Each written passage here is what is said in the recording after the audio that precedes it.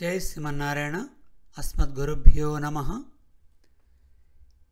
యత్కీర్తనం యత్స్మరణం యదీక్షణం యద్వందనం యశ్రవణం యదర్హణం లోకస్య సద్యః విధునోతి కల్మషం తస్మై సుభద్రశ్రవసే నమో నమః. శ్రీహరిని కీర్తించుట, స్మరించుట, దర్శించుట, నమస్కరించుట, ఆయన గురించి వినుట, ఆయనను పూజించుట వలన మానవుని పాపములు వెనువెంటనే నశించును. పరమ మంగళకరము కీర్తిగల అట్టి శ్రీహరికి అనేక నమస్కారములు. Second canto, 4th chapter, 15th prayer. భగవద్బంధువులారా, శ్రీమద్భాగవత తత్వదీపిక ప్రథమ స్కందం 13వ పాడ్కాస్ట్లో సుస్వాగతం. నారదుని జన్మ వృత్తాంతం మనం తెలుసుకుంటున్నాం. ముందు భాగాన్ని తెలుసుకుందాం. నారదుడు అంటున్నాడు: వ్యాస, భగవత్పాద సేవనము చేయు జనులు ఏ విధముగానూ ఎన్నడూను సంసారమును పొందరు. పరిపూర్ణ భక్తియోగ నిష్ఠుడు కాకపోయినను, భక్తి అంకురము గలవాడు అయినను, కామ్యకర్మాచరణము చేయవాని వలె దుఃఖభాజనమగు జన్మను పొందడు. ముకుంద చరణారవింద శరణాగతి పూర్వజన్మలో చేసినవాడు దానిలో పరినిష్ఠుడు కాకపోయినను, భగవత్పాదారవింద సేవనమునందు రుచిని ఒకసారి చవిచూచిన వాడగుటచే దానిని మరుసటి జన్మలో వదలలేడు.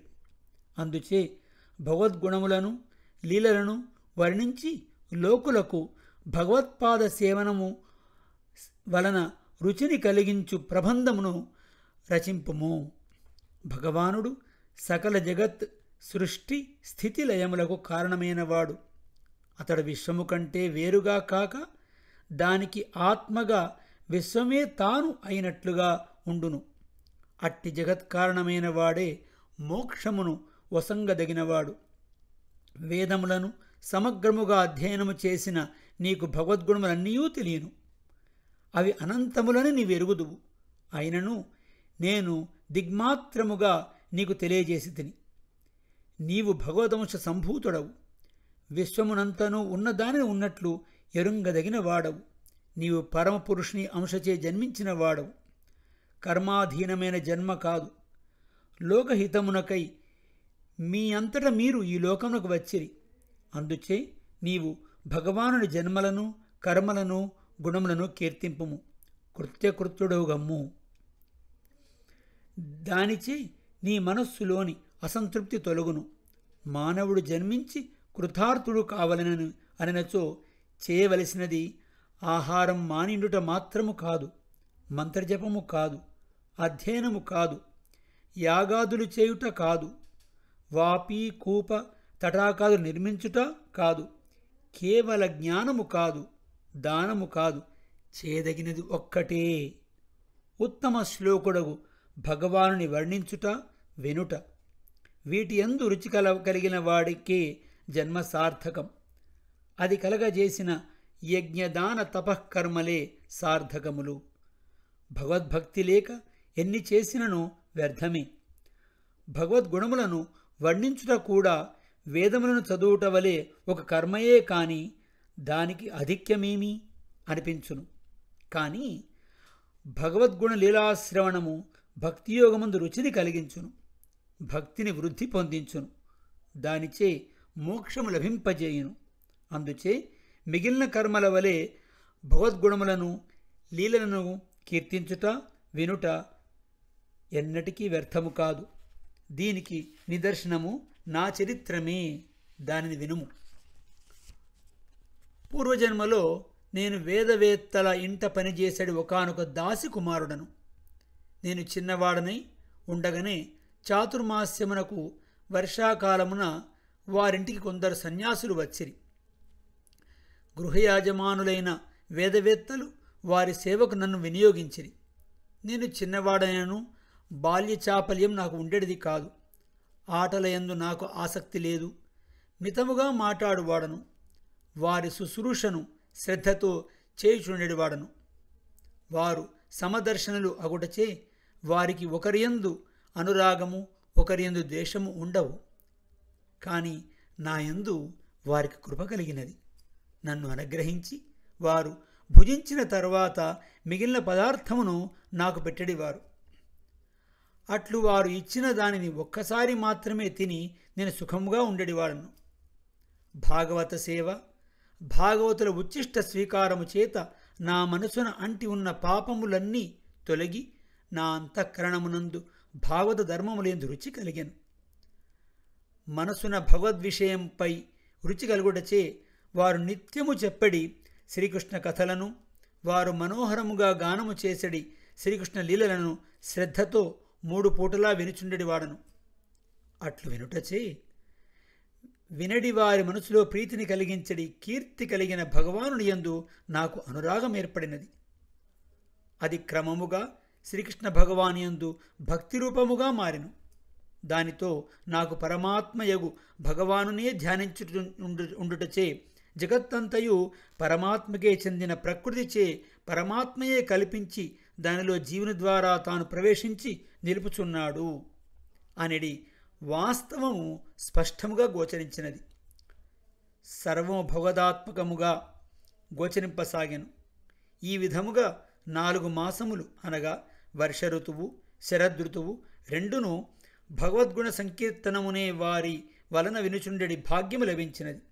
దానితో మనసున రజస్తమస్సులు లేవనియు, శ్రద్ధ గలదనియు, ఇంద్రియములు నా వశమందు ఉన్నవనియు వారు గుర్తించిరి. భగవానుడు తానే చెప్పిన జ్ఞానము వారు అచటి నుండి విడలిపోవచ్చు దాసుడు నీవు నాయందు వాత్సల్యము గల వారలై కృపచే నాకు ఉపదేశించిరి. అది చాలా రహస్యమైన జ్ఞానం.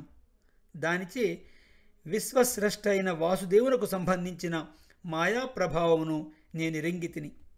అందుచే ప్రతిబంధకము తొలగి భగవానుడే ఉపాయమనియు వాడే ప్రాప్యమనియు నిశ్చయముగా ఎరింగితిని. ఓ మహర్షి, మనము చేయు కర్మ భగవదర్పణముగా చేయుటయే మనకు కలిగడి ఆధ్యాత్మిక, అధిభౌతిక, అధిదైవిక దుఃఖములకు చికిత్స అని నాకు తెలిసినది. ఫలమును కోరక భగవానుడే భగవాను ప్రీతికై తాను చేయదగిన కర్మను తన చేయుచున్నాడని ఎరింగి ధర్మాచరణ చేసినచో జీవునకు ప్రతిబంధకముకు పాపము తొలుగును, భక్తియోగము నిష్పన్నమగును, తాపత్రయము నివర్తించును అని నేను ఎరింగితిని.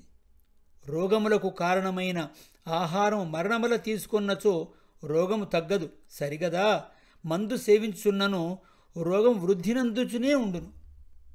అట్లే మనము చేయు కర్మలే బంధహేతువు. ధర్మార్థ కామములను కోరికతో చేయు కర్మలు సంసారమును కలిగించును.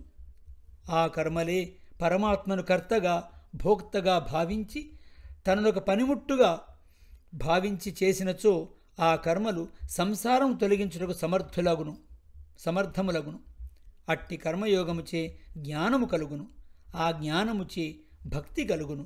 ఆ భక్తి యోగముచే దర్శనము లభించును. వర్ణాశ్రమములకు అనుగుణముగా కర్మలను చేయుచు భగవానుని కళ్యాణ గుణములను ప్రకాశింపజేయు నామములను ఎవరు కీర్తించుందురో వారు చేయు కర్మలు వారికి భక్తియోగమును కలిగించి వృద్ధినందించును. ఓం నమో భగవతే వాసుదేవాయ. వాసుదేవాయ ధీమహి ప్రద్యుమ్నాయ అనిరుద్ధాయ నమస్సంకర్షణాయ చ అని వాసుదేవ ప్రద్యుమ్న అనిరుద్ధ సంకర్షణామములను కీర్తించుచు ఆ మంత్రములచే ప్రకాశింపచేయబడు భగవానుని దివ్యమూర్తిని గాని ధ్యానించున్నచో, అతనినే యజ్ఞపురుషుడుగా భజించినచో భగవద్దర్శనం బావుగా లభించును. ఓంకారమును ఉచ్చరించుటచే భగవానుని సర్వరక్షకత్వము, సర్వకారణత్వము, సర్వశేషత్వము మనసులో భాసించును. స్వరూపముచే గుణములచే అపరిచ్ఛిన్నమైన తత్వము బ్రహ్మము. అది కర్మచే పరిమిత జ్ఞానాది గుణములకు గల ఆత్మలకు పరిమితి తొలగించి బృహత్వమును కలిగించున్నది. మోక్షము వసంగునది అని ఓం అని పదమును స్మరించుచు అర్థమును భావించుచుండుటచే మనసున బ్రహ్మ సాక్షాత్కారము కలుగును. వాసుదేవ శబ్దమును స్మరించుడిచే భగవానుడు సర్వాధారభూతుడనియు నిరతిశయ కాంతిమంతుడనియు గ్రహింప వీలగును. ప్రద్యుమ్న శబ్దముచే నిరతిశయ ప్రకాశము గలవాడని తెలియను. సంకర్షణ పదముచే అతీంద్రియములైన వస్తువులను ఎరుంగగల జ్ఞానము కలయించువాడని తెలియను. ఇట్లు వాసుదేవ, సంకర్షణ, ప్రద్యుమ్న, అనిరుద్ధనామములను కీర్తించుటచే మన మనసున భగవంతుని స్వరూపము, స్వభావము స్పష్టముగా భాషించుండును. ఇట్లు ఆయా నామములను స్మరించుచు భగవదారాధనముగా కర్మలు చేయి వారికి భక్తియోగము జనించును. నేను వారు చెప్పిన విధంగా ఆ మంత్రములని స్మరించుచు భగవానుడు నాకు తన యందు భక్తిని, దానిచే కలిగిన దర్శనమును ప్రసాదించినాడు. కావున ఓ మహర్షి, ఆ భగవాన్ని కీర్తిని ప్రతిపాదించు ప్రబంధమును